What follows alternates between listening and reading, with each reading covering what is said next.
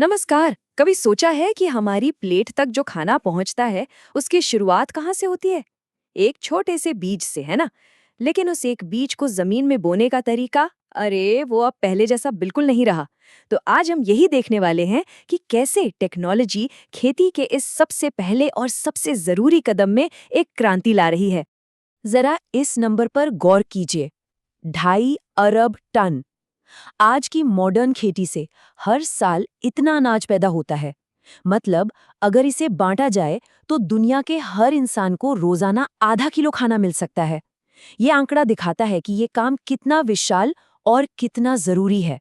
लेकिन इतनी सारी फसल उगाने का ये जो विशाल सफर है, ये शुरू कहाँ से होता है? जवाब वही सदियों पुराना है, एक बीज बोने से। पर अब वो तरीका तेजी से बदल रहा है। तो इस पूरे सफर में हम सबसे पहले ये समझेंगे कि आज किसानों के सामने असली चुनौतियां क्या हैं। फिर हम देखेंगे कि जीपीएस, नो टिल फार्मिंग और रोबोटिक्स जैसी कमाल की टेक्नोलॉजी कैसे इन मुश्किलों का हल निकाल रही हैं। चलिए शुरू करते हैं। तो चलिए एक पल के लिए सोचते हैं। मान लीजिए हम किसान हैं, हमारे कंधों पर पूरी दुनिया का पेट भरने की जिम्मेदारी है।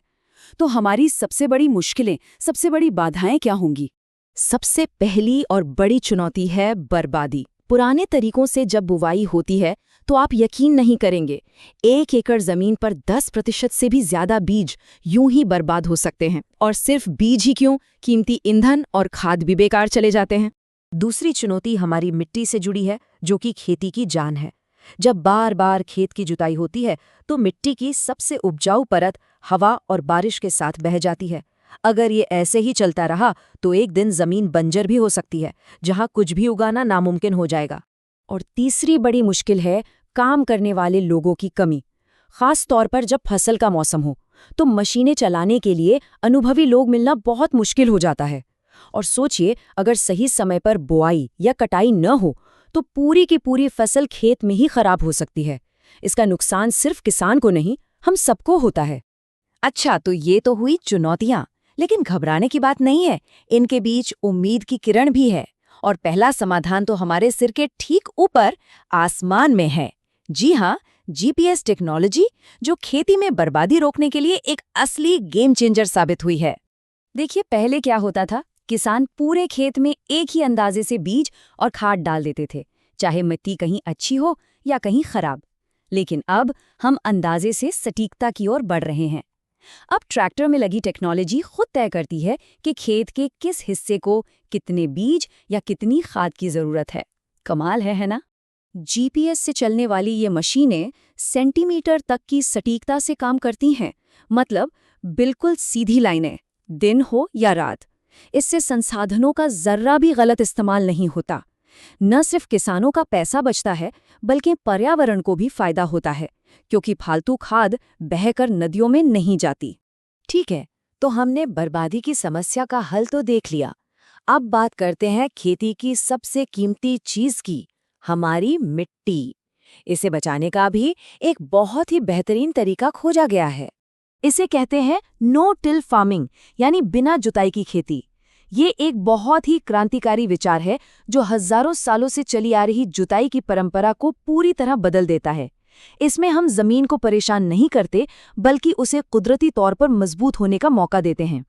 ये प्रक्रिया एक तरह से किसी सर्जिकल ऑपरेशन जैसी है। पूरे खेत को जोतने के बजाय एक खास मशीन पुरानी फसल के बचे हुए हिस्सों के बीच से बस एक पतली और सटीक नाली बनाती है, उसमें बीज डालती है और उसे वापस बंद कर देती है। बस इतना ही। और इसके फायदे वाकई हैरान करने वाले हैं। नो टिल फार्मिंग से मिट्टी का कटाव रुकता है, उसकी पानी सोखने की क्षमता बढ़ती है और उसमें केंचुओं जैसे जीव वापस आने लगते हैं। मतलब एक स्वस्थ, जिंदा और लंबे समय तक उपजाऊ रहने वाली मिट्टी। तो हमने संसाधनों की बर्बादी रोक ली, मिट्टी को भी बचा लिया। लेकिन उस तीसरी चुनौती का क्या, यानी मजदूरों की कमी? इसका जवाब हमें मिलता है ऑटोमेशन और रोबोटिक्स की दुनिया में। और ये कोई साइंस फिक्शन फिल्म की कहानी नहीं है, बल्कि आज की हकीकत है। किसानों पर बढ़ती लागत, बदलते मौसम और इतनी बड़ी आबादी का पेट भरने का दबाव है। इन्हीं असली दबावों की वजह से रोबोटिक्स आज खेती का एक बहुत जरूरी हिस्सा बनता जा रहा है। ये सब आज हो रहा है खेतों में खास रोबोट काम कर रहे हैं जो बिना किसी की मदद के एकदम सटीक तरीके से बीज बो सकते हैं, खरपतवार निकाल सकते हैं और ये भी देख सकते हैं कि फसलें ठीक से बढ़ रही हैं या नहीं। तो जब ये सारी टेक्नोलॉजी एक साथ मिल जाती है तो भविष्य का खेत कैसा दिखाई देगा? असल में ये खेती का एक बिल्कुल नया, एक स्मार्ट दौर है। ये जीपीएस, नो टिल और रोबोटिक्स, ये सब सिर्फ अलग-अलग पहेली के टुकड़े नहीं हैं, बल्कि ये मिलकर एक पूरी तस्वीर बनाते हैं। एक ऐसी तस्वीर जिसमें बर्बादी कम होती है, हमारी मिट्टी फिर से जिंदा होती है और मजदूरों की कमी की समस्या भी हल होती है। और ये सब हमें एक बहुत ही दिलचस्प सवाल पर लाकर खड़ा कर देता है।